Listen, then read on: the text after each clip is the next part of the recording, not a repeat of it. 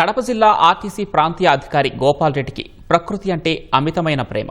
ప్రకృతి పరిరక్షణ కోసం ఏదో ఒకటి చేయాలని పరితపిస్తుంటారు. పరిసరాలు ఎప్పుడూ పరిశుభ్రంగా ఉండాలని కోరుకుంటారు. వాతావరణ కాలుష్యంతో భావితరాలకు ముప్పు తప్పదని భావించారు. ఇవాళ ఆయన పదవీ విరమణ పొందారు. తన జ్ఞాపకార్థం ఏదో ఒకటి ఉండాలని నిర్ణయించారు. అందుకే ఏడాది ముందుగానే కడప ఆర్టీసీ ఆర్ఎం కార్యాలయాన్ని మినీ వనంగా మార్చేశారు. ఆవరణాన్ని శుభ్రం చేయించి ఉసిరి, నేరేడు, వేప, కానుక వంటి 60 మొక్కలు నాటారు. ప్రతిరోజు ఆఫీసుకు వచ్చి మొక్కలను చూసుకునేవారు. తాను లేకపోయినా మొక్కల బాగోగులు చూసుకునేందుకు 2 మహిళలను కేటాయించారు. పదవీ విరమణ రోజు అందరూ బాధపడుతూ వెళ్తే తాను మాత్రం పర్యావరణ పరిరక్షకుడిగా మొక్కలు నాటిన సంతృప్తితో వెళ్తున్నారని గోపాల్ రెడ్డి తెలిపారు.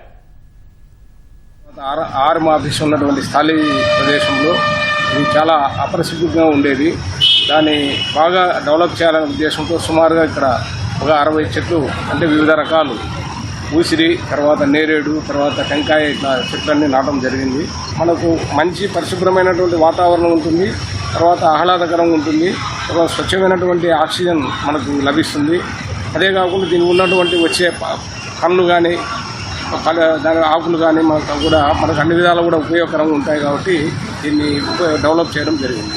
డిపిటిఓ గారు గోపాల్ రెడ్డి గారు గత ఏడాది క్రితం ఇక్కడ దాదాపు ఒక 60 మొక్కలు మన రీజనల్ మేనేజర్ ఆఫీస్ ముందు పార్కింగ్ ప్లేస్లో పార్కును తయారు చేసే విషయంలో భవిష్యత్తు తరాలకు బాగా ఉపయోగపడే విధంగా ఆయన మొక్కలు నాటడం జరిగింది.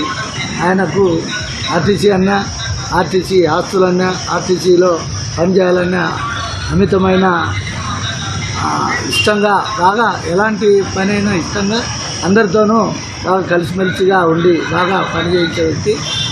ఆయనకు వచ్చిన ఆలోచన మేరకు ఈ ఒకే మైదానంలో దాదాపు 60 రకాల చెట్లు నాటారు.